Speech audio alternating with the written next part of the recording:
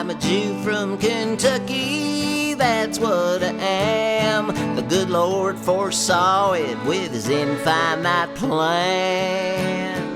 Shalom, y'all, and welcome to the Bluegrass Schmooze. I'm Rabbi Ben Fried. And I'm Rabbi Shani Abramowitz. And we are here in the Hebrew month of Shvat. This is our month where we celebrate the holiday of Tu B'Shvat, the new year of the trees. It's a lovely and wonderful holiday, and if you want to learn more about it, go listen to last year's episode on Shvat, because this year we are going to talk about language. This year, if you've been listening to the Schmooze, we are doing things more topically rather than tied necessarily to the calendar. And so we are so excited that later in the episode, we're going to be speaking with Dr. Raphael Finkel, or Rafi, as he goes by, who is a Yiddishist. And so we're going to dive a lot deeper into specifically Yiddish as a Jewish language. But first, Shani, what kind of has been your experience as a Jewish person when you think about what is the language, your language as a Jew? What does that mean to you? It's such a great question. And it just came up a few days ago with someone here. They asked me, or they said, you must be fluent in Hebrew, right? And I said, well, yes and no. And she sort of looked at me with a puzzled look. And I said, I am nearly fluent in Rabbinic Hebrew, and the Hebrew of Jewish law and halacha, and probably also biblical Hebrew. Mm-hmm. And she's like, "What?" And and that has a lot to do with the community and the schooling that I was brought up with, that placed a really heavy emphasis on Jewish law. But I'm not fluent in modern Hebrew by any means. I can sort of make do. But I'm actually much more comfortable in ancient rabbinic and biblical Hebrew. And she asked, she said, I didn't really know that there was a difference. And that's so weird to me to think that you can only get around in Israel in broken Hebrew, but you could open up a rabbinic book and be fine to read that. And so just in answer to your question, I sort of feel like I have a mixed identity when it comes to what my language is as a Jewish person. It feels traditional and not necessarily so modern. And I feel, I actually have a lot of learning to do when it comes to modern Hebrew. And it's funny because you and I are kind of mirror images in that way, because I grew up very connected to Israel. My day school was a day school where it was actually called the Hebrew Day School, specifically in Ann Arbor, where 4th and 5th grade, half the day was in Hebrew. We were using Hebrew to learn Hebrew, using Hebrew to learn kind of the Jewish texts. And we did study Torah, and we studied, some traditional rabbinic texts, but the focus was much more on spoken Hebrew. And so when we spent a year in Israel, in rabbinical school, I was totally comfortable getting around modern. I feel very, very comfortable in modern spoken Hebrew, but then we would get into biblical Hebrew class, and you'd have to conjugate a verb, or know which binyat, which tense things are in by where the nun is, which is a letter, and all of these things. And I'm like, I don't know. I can tell you what it means, probably, because it's kind of I feel often when I read biblical or even sometimes rabbinic Hebrew like a modern person reading Shakespeare, where I'm 95% of it totally fine. 5% of it, I'm I can take a really good guess here, but also I might need to consult a dictionary. Whereas when I'm walking around in Israel, I feel much more comfortable with Hebrew as kind of just a modern spoken language. Yeah. I have pretty real imposter syndrome around my lack of modern Hebrew proficiency.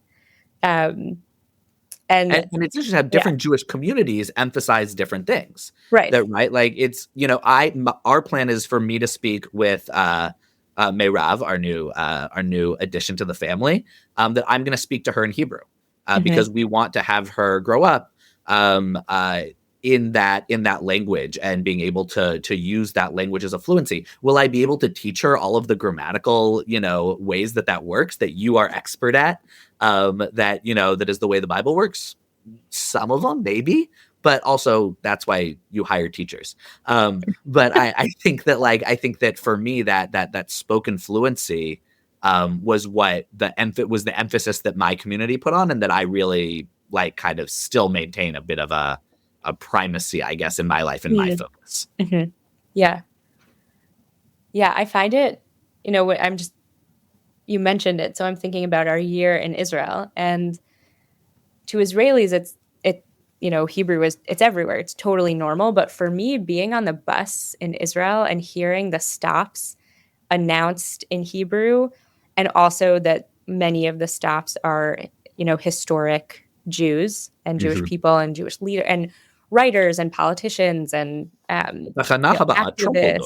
Yeah. Yeah. And that, I have so many very clear memories of sitting on the bus in Jerusalem and just feeling so moved and so connected. And this really is the language of my people, and it's speaking to my soul and my identity in a particular kind of way.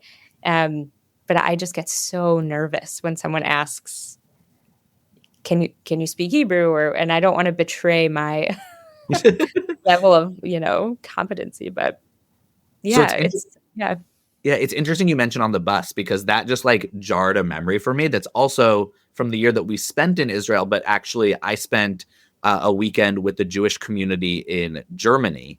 And kind of on the flip side of things, just the way that language hits you as a Jewish person. And I should say that my family, my immediate family, all of my grandparents were born in America. My immediate family was not so impacted firsthand by the Shoah, by the Holocaust. But when I was in Germany, there would be moments where often it was sitting on a bus or just in a random place and just hearing people speak German around me that raised the hair on the back of my neck in ways that I didn't necessarily expect it to. And it's not, these were teenagers going out for a night on the town or something. They weren't people who I hold any animosity toward or anything like that. But there was just something about being surrounded by people speaking German that felt that made me shrink into myself. Yeah. The opposite of you on the bus in Israel. That makes a lot of sense. Yeah. It's wild. Language can just even if you don't understand the language, right? That just hearing certain languages can have that kind of an impact on us. Yeah. I've had similar experiences. I haven't spent time really outside of the airports in Germany, but I've flown through Germany a bunch of times and have had that experience. I remember in middle school, we went to Israel for Pesach, and there was a stopover in Munich, and there were a bunch of people from our community who were also on that flight, because it's very common for people to go to Israel for Passover. And our layover was in the afternoon, and there was a mincha service, an afternoon prayer service, at the gate area in the Munich airport. And I remember my parents, and I didn't really understand it at the time, but some of the other adults talking about how much it meant to them to be able to daven in the Munich airport. And that's a different kind of language. That's bringing sort of sacred liturgical language into that place, which is, I think you're right. Language has a way of sort of catching us by surprise. For you growing up, was there a lot of Yiddish in your household? Not really. I think I have a couple memories of my parents speaking Yiddish to each other. But I remember also my mom teaching me Yiddish swear phrases. I don't want to translate it on the air because it's not polite, but gay kaken afen yam. You heard it here first, folks. Yeah. And I actually remember teaching. So my mom taught it to me, and then I in turn went and taught my Haredi friend this phrase, and it was very funny. Haredi being the more ultra orthodox. Ultra orthodox, yeah. And but otherwise, no, there wasn't much Yiddish. I think I knew that and even myself, having grown up in an Orthodox and sometimes even ultra Orthodox context, I remember always feeling that it was the really frum, it was the really religious people who spoke Yiddish. And that's interesting, just thinking about the continuum of observance and identity that, there were people even further to the right of the community that I grew up in, who I thought of as real Jews or whatever. Yeah, I don't know. What about you? Was there a lot of Yiddish in your life? There was a little bit of Hebrew. My mom's Hebrew is very good. My dad's less so. So quickly, because we were going to a Jewish day school, as kids, our parents couldn't use Hebrew as the language that we wouldn't understand, because we quickly understood more than at least my dad did. But it was Yiddish only, like, words like, schmooze and from and these things. But what you were saying about that, though, I think I also identified people who spoke Yiddish as it was a signifier of, we are so religious that we want to maintain this vernacular language that's like our in-speak. Yeah. That it almost is a signifier for we want to be, I don't want to use the word cut off, but we want to be separate from the general language that everyone's speaking, even when we're just chit-chatting about whatever, that that should be done in this separate language that's not the same language as everyone else. That it's kind of a way of maintaining separateness, which is a part of what it means to be Haredi, what it means to be that kind of, more ultra-Orthodox. Right, and it's a way, as you're saying, to resist assimilation. Absolutely. Yeah. Absolutely. Which, the irony to that, of course, being that Yiddish is in some way kind of an assimilate language. It's a language that is, and we'll learn about this more with Rafi, I'm sure, but is a language that's built on non-Hebrew. And so the fact that it now becomes this way of not assimilating is really fascinating. Yeah. And especially given the resurgence of Yiddish among Jewish secular Jews. Right. And leftist secular Jews. Yeah. That would yeah. I almost wonder if in the same way that words of Yiddish are from different languages that Jews lived, if English words will start making their way into Yiddish now, because Jews are using Yiddish in America. That's really interesting. Yeah. I sort of hope not, but. Well, I sort of hope so. We're going to keep talking a lot more about language and other things with our guest, Raphael Finkel, after the break.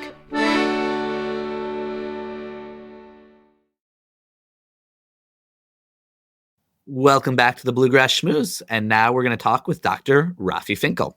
Dr. Raphael Finkel, or Rafi, is a pioneer in the field of computer science, a Yiddish scholar and educator, collector of all things melodic, and a member of the Appalachian Association of Sacred Harp Singers. Rafi was a professor at the University of Kentucky, where he taught for nearly 40 years. In addition to leading services and reading Torah almost every Shabbat and through the high holidays here at OZS, Rafi teaches a weekly Talmud class with bagels and works with our B'nai Mitzvah students. Rafi, welcome to the Schmooze. Well, thank you. Thank you. Rafi is also the father of some of my friends from summer camp growing up, so it's very exciting to get to schmooze with you here. And we are really excited to talk to you about Jewish language. That I think, I don't know about you, Shani, but I had the experience growing up. Oh, I guess I went to public schools after 5th grade, which I know you didn't, but I had kids who asked me if I spoke Hanukkah, if I, spoke Jewish. And so there's, different misconceptions that some people have about what Jewish language means. So we know that, there was Hebrew, but and there is still Hebrew, but can you tell us a little bit about the fact that there are multiple Jewish languages? What are these different Jewish languages and dialects, and how did they come to be? Yeah, I'm not an expert on the general subject, but I can say a little bit. The Jews, wherever they've lived, have tended to have their own version of the local language. And then as people have moved about, they've often retained that language and modified it as they moved to new places. This certainly was the case with Yiddish. It's also the case of Ladino, also known as Judesmo, and one of its dialect, Hakatia, where the Jews who were living in Spain had a version, I think, of Castilian Spanish. And they, when they were exiled from Spain, they kept the language wherever they moved around the Mediterranean. So that's certainly the case. One interesting thing about Jewish languages in general is they tend to be written languages, and they tend to be written with a modified Hebrew alphabet. Why modified? Because the Hebrew phonetic system doesn't fit necessarily the other languages. So if you need, for example, the sound, trying to think of one that Yiddish has that Hebrew doesn't. Well, Hebrew has the O sound that Yiddish does not have, but there's plenty of sounds in the world that you cannot easily put into Hebrew. How about j? Yeah. J. Right. So in Yiddish, that's done by a combination of Daled, Zayin, Shin. And J. Right. And in, I think in Judesmo, well, there's not a standard for Judesmo, but I think it's usually a gimel, maybe with an apostrophe, which I think is used in modern Hebrew as well, because you need that for foreign words. So Hebrew letters were commonly used even for Judeo-Arabic and for the other Judaic languages around the world. So I guess specifically thank you. I'm familiar a little bit with Ladino. My sister's fiance, actually, his family is from Turkey, and his grandmother and he only converse in Ladino because their family, like you said, was kicked out of Spain in 1492 and went to Turkey, but they kept that language that had developed there. That's that kind of mostly Spanish with a little bit of Hebrew mixed in. But can you talk a little bit about how Yiddish kind of came to be and what different languages and dialects are mishmashed into Yiddish? Yeah. Sometimes when I tell non-Jewish friends that I speak Yiddish, they say, oh, that's just a version of Hebrew, isn't it? But of course it isn't. It's uncertain how it developed because there are no good records. There are various theories. But the principal theory has it that the Jews of various districts in Germany, as they started moving eastward into the Slavic-speaking countries, brought with them their forms of German. And there are various dialects of German. German wasn't a unified language until fairly recently. And I'm sure there are still dialects, regional areas that have their own version. But the Jews who then entered into Poland, particularly Czechoslovakia and other areas around there, what eventually became the Pale of Settlement farther to the east, brought with them their language. And it has influences then. The underlying grammatical base is certainly Germanic.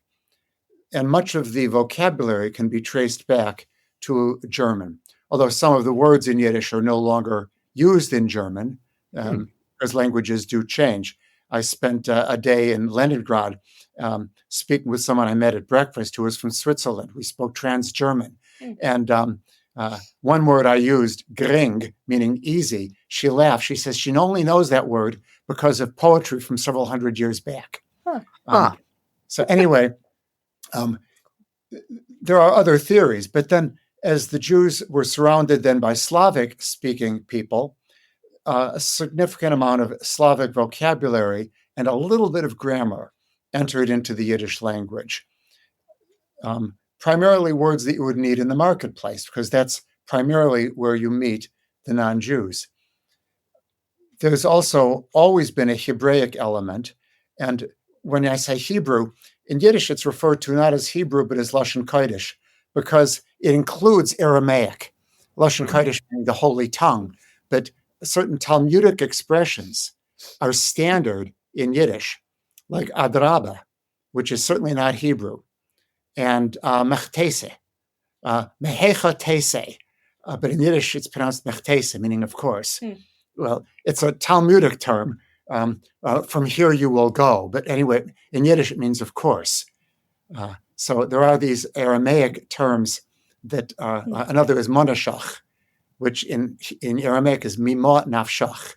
And in Yiddish, monashach means either way you look at it. And does the inclusion of some Talmudic terms in the Yiddish vocabulary, does that reflect a certain level of Talmudic literacy or rabbinic literacy among Yiddish speakers? To some extent. There are various registers of speech. And there is very lomdish, people who are well versed in, usually men, versed in the Talmudic and responsa literature, and they'll tend to use a lot more of the Lashon Kodesh. Mm-hmm. But there's a significant amount of Lashon Kodesh which is used by everyone. Mm-hmm. And so it seeped in long enough ago and was so widely used that everyone understands these words. Mm-hmm. Although not everyone can tell you what it means in the original Lashon Kodesh, but they can tell you what it means, Right. what it means now in Yiddish, because Right. meanings change, languages are continually developing. Right. Now, because the Jews were living in these, like Poland speaks a different language than Russia, which speaks a different language than Ukraine, are there different Yiddishes for the different countries? Would a person who speaks Yiddish from Warsaw be able to speak with someone who speaks Yiddish from Moscow, or would that be like someone speaking Spanish to someone speaking French? There are dialects in Yiddish, and they're not particularly associated with what the surrounding language is. The dialects, roughly speaking, there are 4 dialects of Yiddish. We can just call them Western, Northern, Central, and Southern. There is no Eastern. It's like in Chicago, there's no East Side. The Western Yiddish is almost entirely gone. The people who spoke it ended up, people in Alsace, for example, their Yiddish still exists a little bit, but not much. An interesting point there is we call the word challah in most Yiddish, they call it berches. And it really means the same thing, because what is challah after all? It's the part that you take off the dough and you make a bracha. So berches, it's the bracha. So anyway, just slightly different vocabulary, orin instead of davenin. But that Western Yiddish is mostly defunct. Northern Yiddish is more or less Lithuania. Central Yiddish is more or less Poland. And Southern Yiddish is Ukraine and surrounds. But these different dialects differ almost entirely in vowel shifts and not in vocabulary. And so Moshe in Central Yiddish is Moshe, in Northern Yiddish is Mesha. But it's just a vowel shift. Ich kom. And I'll just say, Moshe is Moses' name in Hebrew. So that's just a name of someone who you might call. So someone traveling from north to south, their name might change, or the way people pronounce it might change. Exactly. Ich kom, I am coming, would be ich kim in the southern dialect. And a Shane Mädel, a beautiful girl, would be a Shine Meidel in central dialect, a Shan Meidel, Shan instead of Shane, in southern dialect, I think. Now, that's not my dialect, but I can understand people speaking all of these because it's mostly vowel shifts. There are a few vocabulary choices, and sometimes a mixture of local language, which then is not intelligible across the borders. Right. So I've been working on some Shalom Aleichem who lived mostly in Kiev and spoke a southern dialect and made fun of the northern dialect. Everyone makes fun of the other dialects. But he puts in his work often Russian and then sometimes Ukrainian words and assumes that his readership can understand them. But that's not necessarily the case. And Bashevitz will occasionally put in a Polish word. He lived in Warsaw. So it sounds like the dialect differences are similar to dialect differences in America, where like my cousins from Texas call me bin instead of Ben, and it just the vowel shift happens. Yeah, exactly. You'll notice also in Kentucky, you'll hear people saying bin instead of Ben.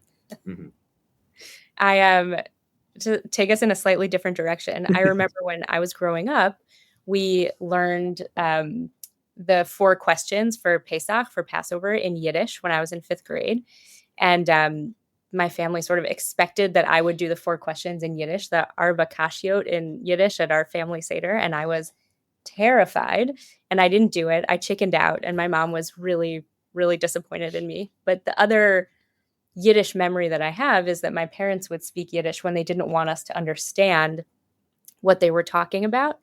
And I'm wondering if you had, what was the moment for you that really sparked your interest in Yiddish, or, the origin story of your connection to Yiddish? I'm not certain, but I have several stories I can tell in that regard. One is when my father and my mother both spoke Yiddish before they spoke English. Mm. But my mother pretty much gave it put it aside when she went to elementary school and when she was 5 or so. My father still used Yiddish with his parents and grandparents. And so his Yiddish was much better, although at home he would never speak Yiddish except when he had his buddies from his childhood over to visit. This is in Chicago. They would tell a joke, and then it'd all be in English except for the punchline. And that had to be in Yiddish. And I would ask, what does that mean? And they say, it's not really easy to translate, was the usual answer. So that maybe is one of the things that sparked my interest. Also, we had several records as I was growing up of Yiddish folk songs. There were 3 records of, there was 2 of Mark Ulf on Folkways, and you can still hear them if you go to the Folkways Smithsonian website, Mark Ulf. There was also Theodor Bickel, several records, Marta Schlama. Marta Schlama and Theodor Bickel were both born in Vienna, although their parents were from elsewhere and they grew up speaking Yiddish. So that also was something that sparked my interest because these records came with liner notes, which had in pretty poor typewritten font the original words, what they were singing, and sometimes a translation I don't recall. And so I would look at the words and try to figure out, what does this mean? How does this correspond to that translation? And sometimes I could, and sometimes I couldn't. But so that maybe is what sparked my interest in Yiddish. And then did you continue studying through high school, college? Not high school. In college at the University of Chicago, Hillel, Rabbi Max Tickton, who was a native speaker of Yiddish, was my teacher there. And so years later, I heard him give a lecture in Yiddish, and I was surprised. I shouldn't have been. He's got the same accent I do.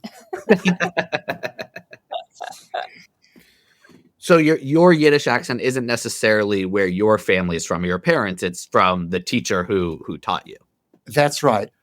Although my grandparents came from 4 different parts in Yiddish land. My father's mother would have spoken the Northern Yiddish, the Litvish Yiddish, and my father's father, Central Yiddish, and my mother's father, Southern Yiddish, although I never heard him speak Yiddish. My mother's mother, most likely Northern also. So, but I never heard them speak Yiddish. So my accent is more or less what they call Klal Yiddish, which is kind of a developed in the around the years 1950 or so as an attempt to standardize and make a version of Yiddish that everyone could understand, although it wasn't true to any particular dialect. Would that be like the Yiddish that was used in like the old forward, or that back in the early 20th century, there were a lot of Yiddish publications here in America. So, but I guess written there isn't really an accent. So what like how would that have worked? The written form does not indicate the accent. And so the written form of the verb to come is kum, even though Southern dialect will pronounce it kim, they'll spell it kum. And so now the forwards only accepted more or less modern standard YIVO spelling in the 1980s, I think. YIVO is the Yiddische Wissenschaftliche Organisation, the Yiddish scientific organization. And that started in Vilna, and it moved to New York before the war, luckily. And they published a standardization of spelling, which the forwards only accepted much later. And the Hasidic newspapers still don't use that. Morgen Journal uses a different spelling scheme. So you mentioned a few Yiddish novelists and writers. You mentioned Shalom Aleichem. You mentioned Isaac Bashevis Singer. Do you have a favorite writer, playwright, thinker, like someone who in Yiddish you just really love reading or learning from? Yes, and maybe it's surprising. Sholem Asch. Sholem Asch wrote in a beautiful Yiddish. He was very popular until he wrote a trilogy, The Nazarene and Mary, and I don't remember what the third one is. And I've read The Nazarene, Der Mann von Nazaret, in Yiddish, and it's quite a good book. It retells the book of Matthew from a Jewish point of view. Huh. And it's you can find a translation of it. It's called The Nazarene in English. And I think Maurice Samuels translated it, but I'm not sure who. But anyway, I really like Sholem Asch. I mentioned Folkways Records, where Mark Ulf's recordings are found. Sholem Asch's son, Moses, I guess, Asch, was one of the people central to the recording of the Folkways Records. Yeah. So Sholem Asch is also the subject of a play, Indecent, written by Paula Vogel. Right, because he wrote a play which was banned after, I think, one or two performances. It's an interesting play, also worth reading. Yeah, so it's a play about a play. It was actually put on here by Spiel, a local theater company here in Louisville that is run by David Chack. And it's a play about this play that Sholem Asch put on that was totally fine when it was downtown in the Yiddish theater, but then it transferred to Broadway and it involved a scene of women kissing, and it was ruled to be indecent and shut down. And the whole cast was arrested on opening night. Yeah, but it's an interesting play. It breaks several boundaries, even in Yiddish, because it's set in a bordello. And the owner of the bordello wants to protect his daughter from the bad influences around. And so he wants a Sefer Torah to be written and stored in his house. That's the underlying theme of it. Yeah. Oh. Well, I feel like I know several Jewish people, both religious and secular, who have recently taken up an interest in Yiddish, particularly in progressive and leftist communities and circles. And I'm wondering if you could tell us a little bit about the historical and political heritage of Yiddish. Well, when the Yiddish Labor Bund, which started in Russia in the Pale of Settlement, was certainly a left-leaning socialist movement. And it was an anti-Tsarist movement. When Jews immigrated into America, Yiddish-speaking Jews, which would be around from the year 1890 to about 1910 is what I'm talking, they brought with them much of that sensibility. The Yiddish Daily Forwards, which is no longer daily, it's only online, in fact, but one of its, on its masthead, I don't remember the exact wording, but it was something about socialism is the way forward or something like that. So it was always, from its founding, a left-leaning paper. And a lot of the Jews who spoke Yiddish in America found themselves on that side of the political arena. It's interesting, though, because I think that when people think of Yiddish, depending on what their background is, they either think of very Orthodox Jews or very socialist Jews.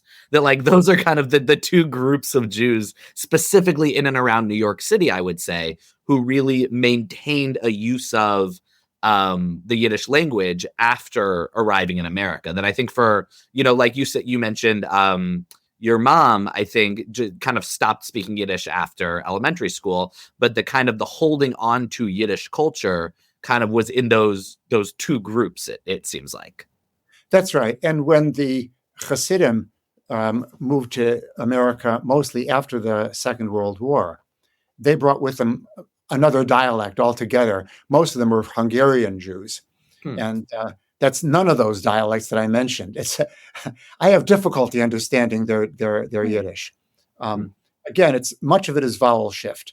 Some of it is word choice. It's much more Germanic, much less Slavic, as you imagine. Hungarian. There's almost no Hungarian in it, I think, but there's no Polish. But they also now I would say that the Hasidim don't have this left-leaning proclivity. They've got their own agendas. So as people came and, younger people might have kind of lost their Yiddish or the close connection to it. Some of the older folks might have held on to it more tightly, but Yiddish also found its way into a lot of American vernacular. That, if I tell someone, whether they're Jewish or not, that, I have to schlep something to here or there, or, that guy's a real schmuck, or, like there are certain words that have become just a part of language for people like this is kind of American vernacular English. How and why did that happen? Why did Yiddish kind of sneak its way into both Jewish and non-Jewish vernacular? I can only guess at this, that it's through the performing arts, theater and vaudeville and movies, because a lot of the people important in those areas have been Jewish. And many of them, like the Three Stooges, they spoke Yiddish. And occasionally you can even find on YouTube a compilation of the Yiddish snippets from Three Stooges. And it's interesting, the words also change their meaning. There's the Talmudic term, shmuot, shmatata, something that you have heard a rabbi say that you want to repeat. That comes into Yiddish from Aramaic as shmooze, as a noun and as a verb, and it means to converse. Okay? So shmooze is a chat, shmoosin is to converse, and it's just it doesn't have any particular connotation other than converse. It enters English then as schmooze, pronounced differently. And then it becomes a transitive verb, to schmooze somebody, to chat someone up, as they would say in England. And so it's changed its meaning a little bit. You can get it all the way back to the Talmud. You use the word schmuck. That's a taboo word in Yiddish. And in English, it's pronounced with a vowel a, which doesn't really exist in Yiddish. In Yiddish, it's schmuck, which in the southern pronunciation would be schmuck. And I think it all becomes in the southern dialect. And schmuck would then be spelled in such a way that an American would pronounce it schmuck.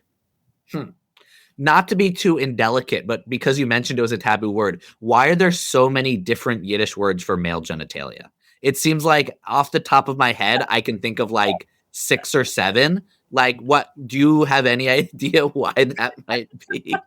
Also female genitalia. Okay, those ones I just don't know as much. Right. Yeah, if you look at my online dictionary in Yiddish and you type in the search taboo, you'll find them all. Now, why that should be, I don't know. Although I heard an interesting lecture years ago by a Yiddish linguist who says that curses in Yiddish are very different from curses in English. They almost never have to do with body parts, and they never have to do with ancestry.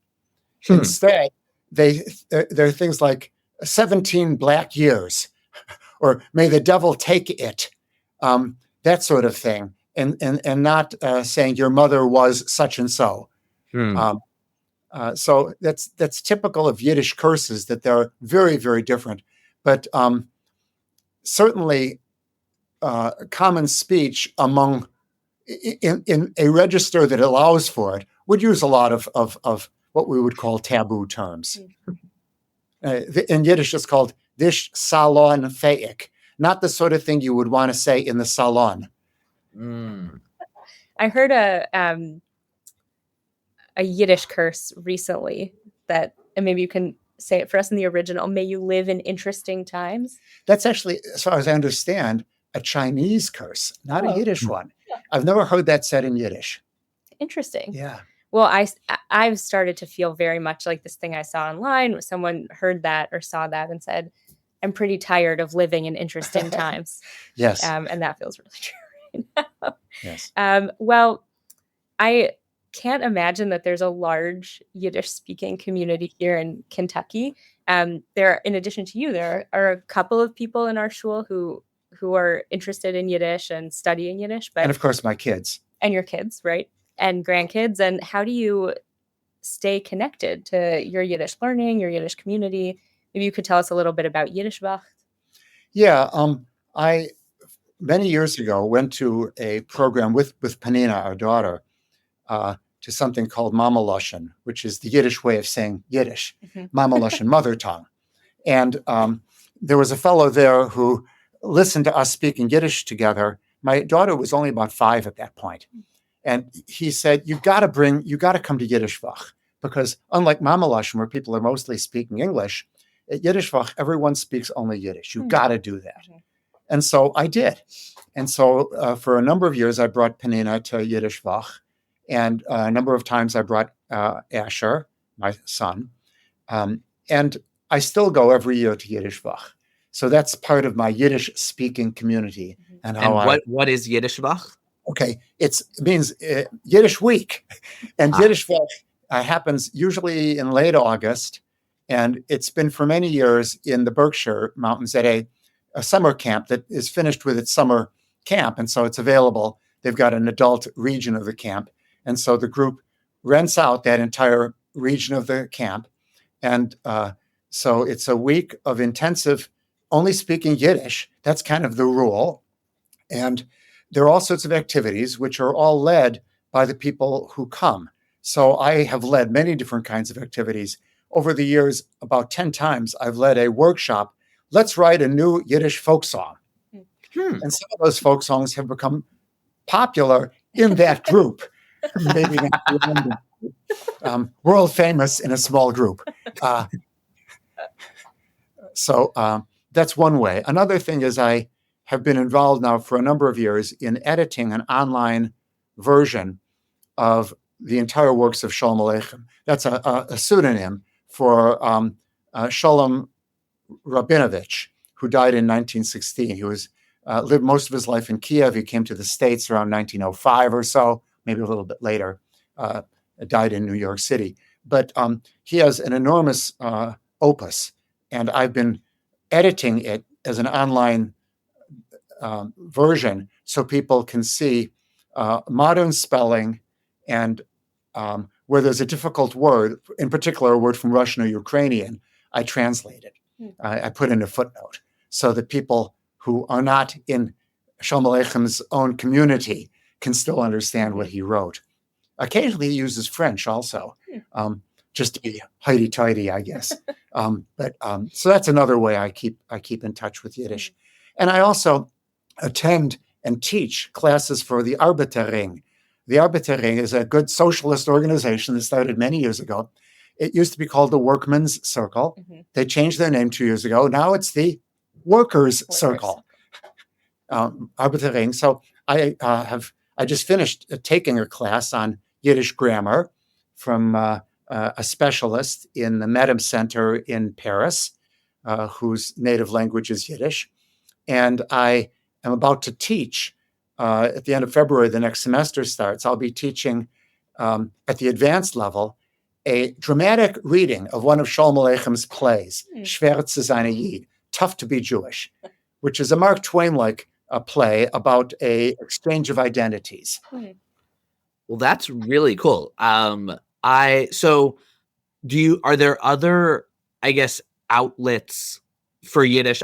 I tend to think of Yiddish as something that is spoken by old people in homes who arrived from, Eastern Europe. I think in part because my family, none of my grandparents spoke Yiddish. I think maybe one or two of my great-grandparents did. That my family's been in America for at least 3 or 4 generations on both sides. Whereas my wife's family, Ariane's family, her grandmother speaks to her mother in Yiddish.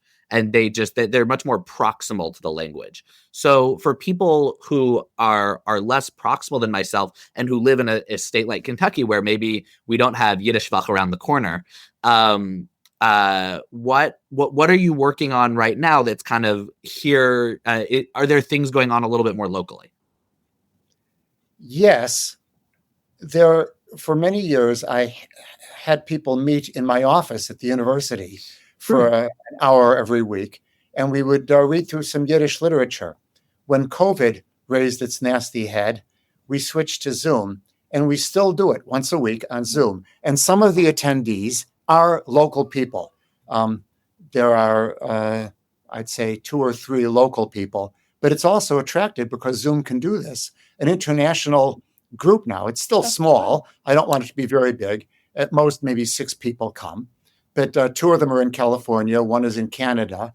And 1 person has been joining recently from France. So Zoom lets you do that. And so we've read our way through a lot of literature that way. That's really cool. Yeah. But here in town, well, there was an old member of the congregation who died at age 102. This is Oscar Haber. You've heard of him.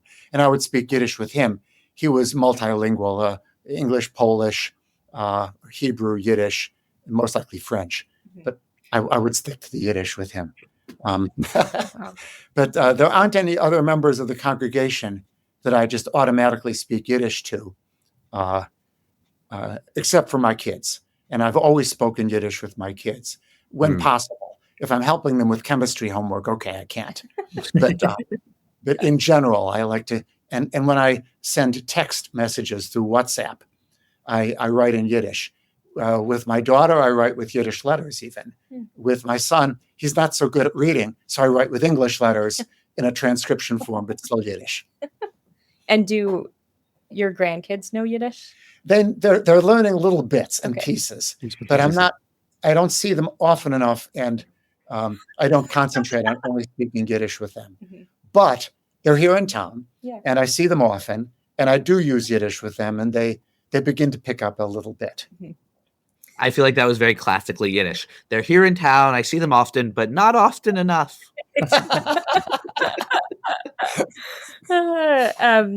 So over, I guess it was the first night of Hanukkah this year, the shul hosted a Chinese dinner movie night event, and we screened Yentl, the Barbra Streisand. We were here, and the movie is based on a short story by Isaac Bashevis Singer. And just an aside about our daughter Elisheva, because I can't help but tell a cute story about her. She loved the movie and has sort of memorized bits and pieces of the music, and she's been singing.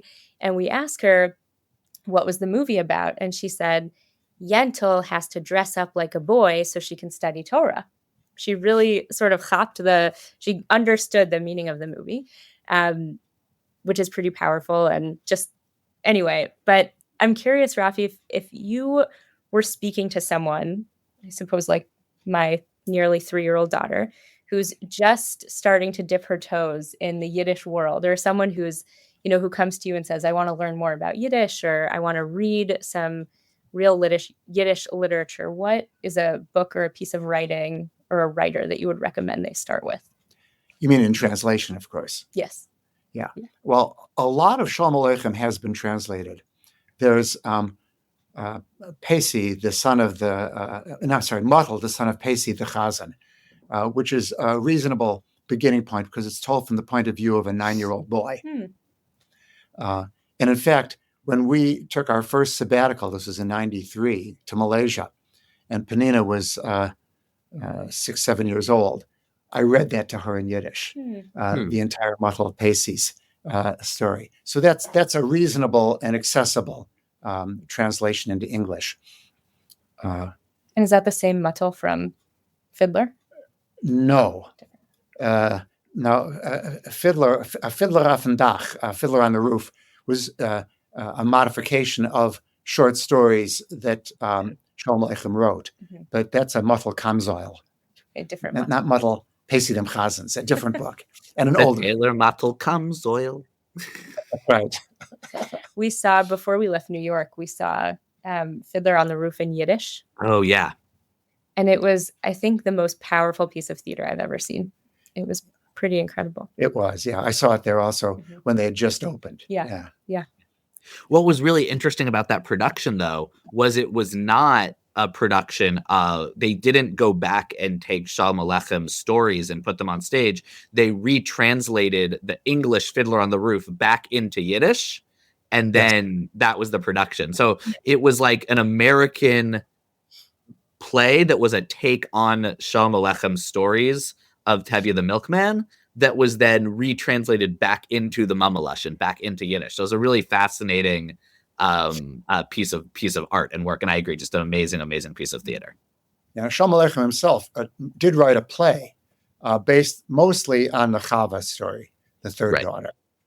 And it was, I think it's called Tavi der Milchik, or also Tavi the Milkman, but it's a play in 4 acts.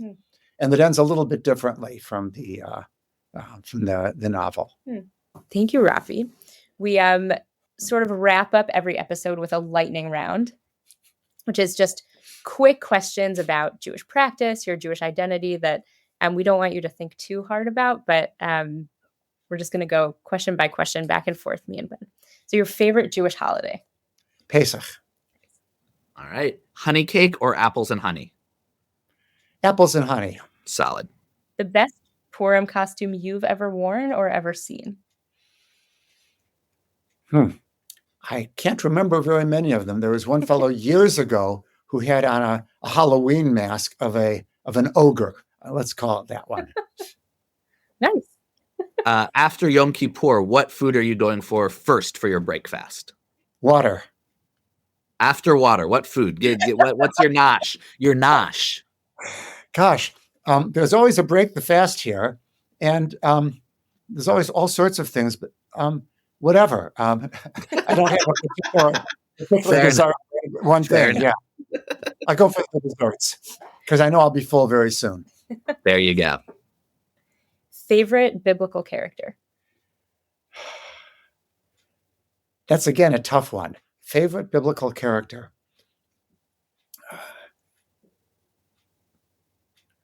I could say Faster Gosse, but you then ask who's that? In Itzik Manger's version of the Purim Megillah, one of the heroes is Faster Gosse, who's a tailor who's in love with Esther. And of course, when Esther gets married to Achashverosh, he's heartbroken. He ends up trying to kill Achashverosh.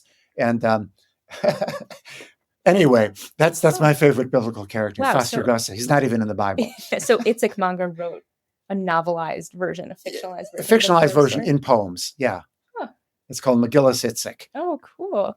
You'll have to learn that for Purim. Cool. And last but most certainly not least, speaking of Purim, are you a Hamantashen or Latka person? I just made latkes this last week out of cassava.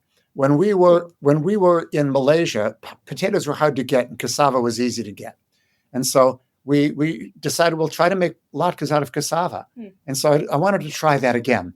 So I guess I'm a cassava. I'm a latke person. I prefer latkes. And although how were the cassava latkes?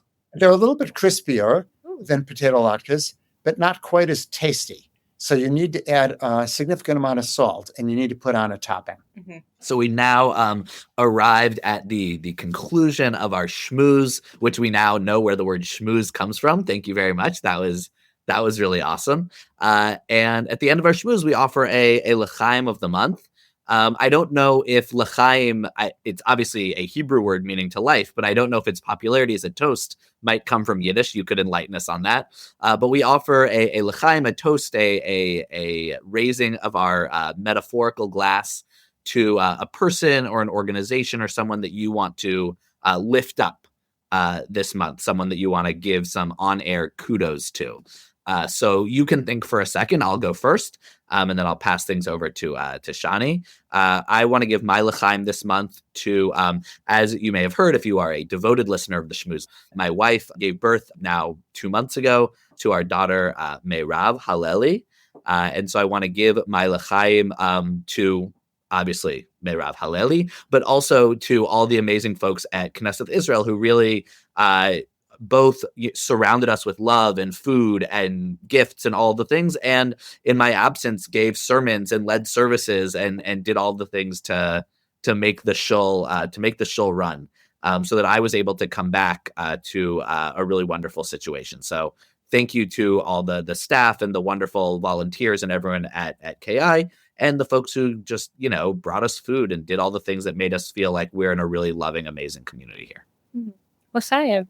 L'chaim. I want to make my l'chaim to HIAS, the Hebrew Immigrant Aid Society, for all their tireless work protecting and preserving the dignity of immigrants, both Jewish and not, and all the people who work there now, who are no doubt, again, working tirelessly to protect the rights of immigrants in our country.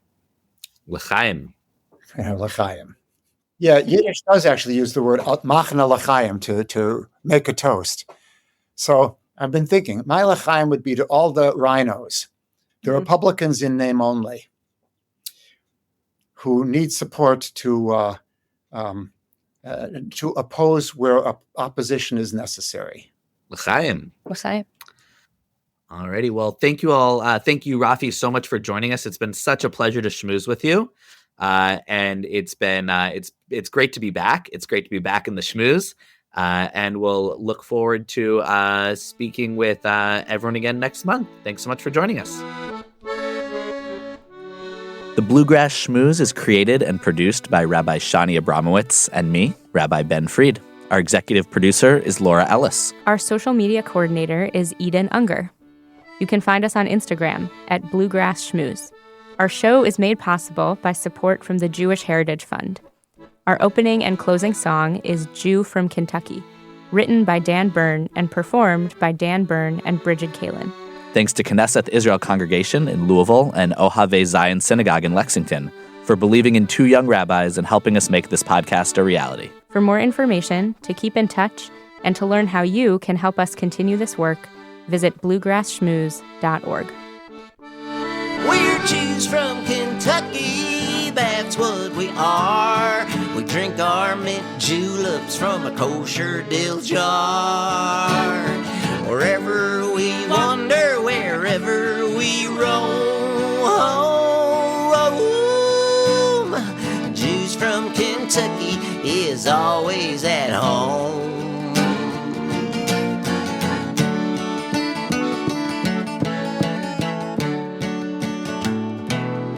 Zach is everybody.